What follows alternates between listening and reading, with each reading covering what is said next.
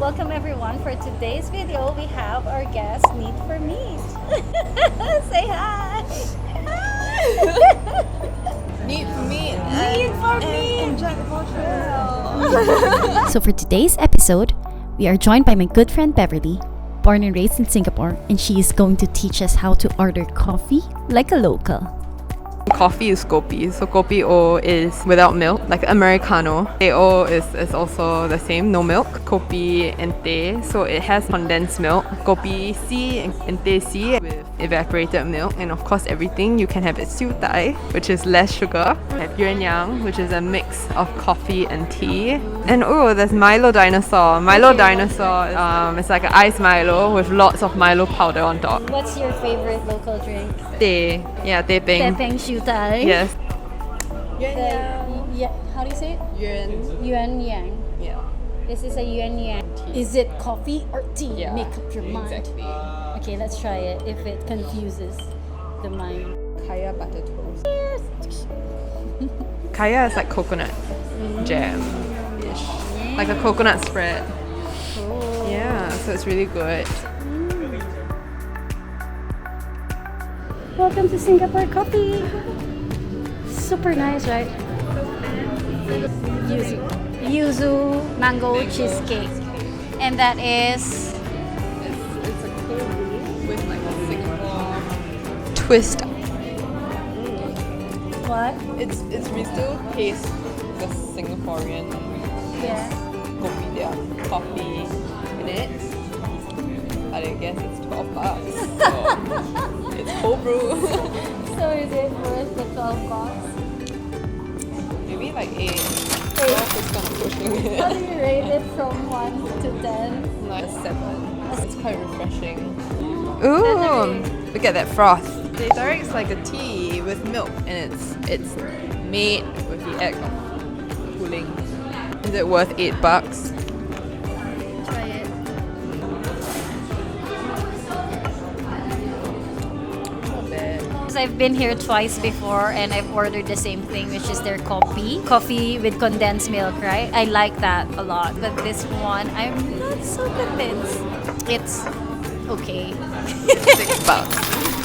So going to try to decode Singlish. Kanla. Henley is more of like convincing someone. But it says here, yes, of course. This is not right. Ken Law is not very sure. There's more unwillingness in it. Like I don't really want to, but Ken Law, I mean we can do that law. Ken Ha, is it? It's like, are you sure? Like, walao eh. Like more convincingly. You must slam the table. Walao. Walao eh. What does walao eh actually? Are you really Singaporean? I guess. Walao eh means a word used to describe the feeling of surprise or disbelief. Walao eh. I guess you could replace it with oh my god. Like, oh, this tethering. $8. $8. Walao eh. Walao eh.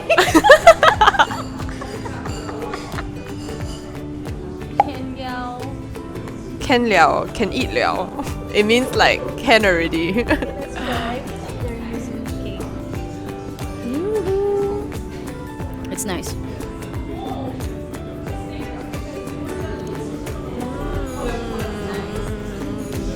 So this is how much? Like $8. It's a meal. It's a meal on its own. Would you come here again? So I would, because I want to try the other cake. Would you come here on a date? And pay for the date? No!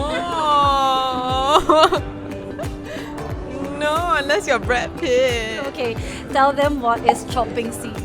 Chopping seeds, because Singaporeans are kiasu, scared of losing out. The same fear of missing out. In a way, like they just want to secure it. So they apply that to their daily lives, which includes chopping seeds. Let's say you're in CBD and then you don't want to carry your food around while you look for a seat. So people just leave random things on the seat to chop, meaning to like reserve the seat for themselves and then go buy their food. They use things like tissue paper, which do not make sense. I think when I first came back, I was really confused. Saw someone use like a Hush Puppies membership. Yeah. What the like, and he was like, it's my seat. I was like, what do you mean it's your seat? And then he said, this is my card. I was like, the Hush Puppy card? not. And then he said it's our culture here. And I was like, okay. Like, a lot of them use tissue paper, and I have used someone's tissue paper before. I needed a tissue paper, and someone like drove the scene there. It's so embarrassing. And I didn't know that her friend was sitting there. I thought it was someone else. I took it, I did this, and then I brought it over. And I asked my friend, "Do you want one?" The friend came back, "Hey, you're here." And yeah, I choked it for you, and then she brought back tissue paper. I was just like, why did she not say it's her tissue? And how you would know that you're in Singapore is I've seen people use their cell phones to choke seats, their Louis Vuitton bags. In the Philippines, we can't even leave our phone here because somebody will just walk past and grab it. But Singapore, they will just like choke seats with their phones. You must really want that seat. The iPhone doesn't mean anything. Yeah, it's feng shui. Feng shui master said, good luck. You sit facing northwest all the time. You've studied in UK. I guess I would say I became a lot more polite. I would say like, yes please. Like after you leave the bus, you would say thank you in Singapore. I mean, it's not that we're rude or anything. But it's just not a habit here, and they're always in a rush, so you just leave or they just get on the bus. You know, whereas there, everyone's a bit more like slower pace. I can't say the same for like London maybe, but I guess like the smaller areas. Rob is very, very polite. I mean, Filipinos in the language is not as polite as British English language. Whenever he would order something, he would say, "May I please have this, please?" So how many please do you need in a sentence? Yeah. But for us, oh, I want this. Yeah, I want it now. Yeah. He doesn't have a strong accent actually. Can I have water, please? When Filipinos will say water. Water lah. Water lah. Please have some water. What do you love most about studying in UK, or what's in UK that you wish would have it in Singapore? Weather, but yeah, like the fact that you can walk everywhere there and not feel like you're dying. Interestingly, past weekend was lowest temperature 21. Having tea and scone What's your favorite scone place here? in Singapore. I love scone. Really? I really love scone. And clotted cream. Oh my god, I love clotted cream. Okay.